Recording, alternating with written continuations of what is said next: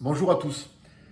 Aujourd'hui, nous partons outre-Manche aux États-Unis avec le Bourbon. Donc le Bourbon qui est bien sûr un spiritueux à base de maïs et avec une édition limitée qui s'appelle Takumi Édition de la distillerie Kentucky Owl, OWL. Le master blender de cette distillerie est l'ancien master blender de Four Roses. Et donc vous imaginez bien que John Rea, c'est son nom, a de fortes connexions dans le monde des spiritueux et il a envoyé quatre âges différents de Bourbon au Japon, dans la distillerie Nagahama, où monsieur Yukume, pardon, qui est lui-même master blender de cette distillerie au Japon, a reçu ces quatre qualités et quatre âges de Bourbon, 3, 4, donc 4, 5, 6 et 13 ans, et puis a fait son propre assemblage. La grande particularité, c'est que comme vous le savez, au Japon, on ne travaille pas du tout le maïs, hein, on travaille uniquement l'orge.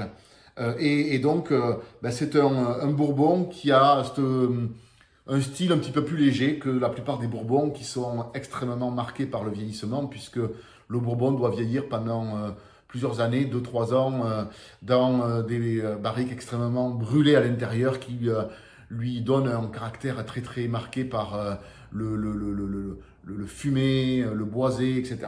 Donc là, on est sur quelque chose de plus léger, de plus intéressant. J'ai découvert ça aux États-Unis en allant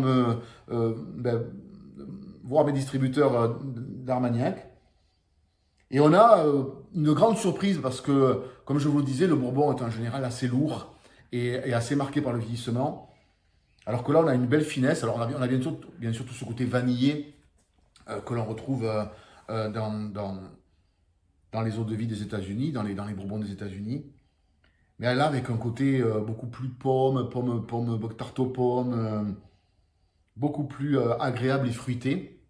Et surtout avec un bel équilibre entre les arômes liés au vieillissement, fumé, un petit peu pierre à fusil, le fruit, et puis quand même la fraîcheur de l'eau de vie et de l'alcool.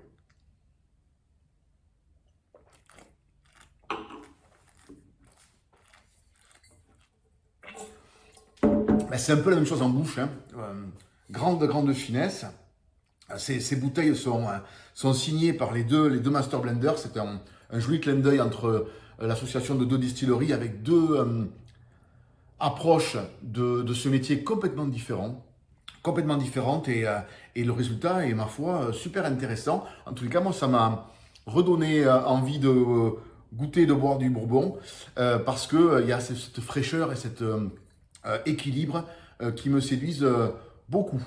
Donc, bon, je ne sais pas si vous allez en retrouver sur le marché parce que c'était vraiment une édition très limitée. Mais je crois qu'il y a en projet de nouvelles collaborations entre cette distillerie Nagahama au Japon et puis la Kentucky Owl. Merci.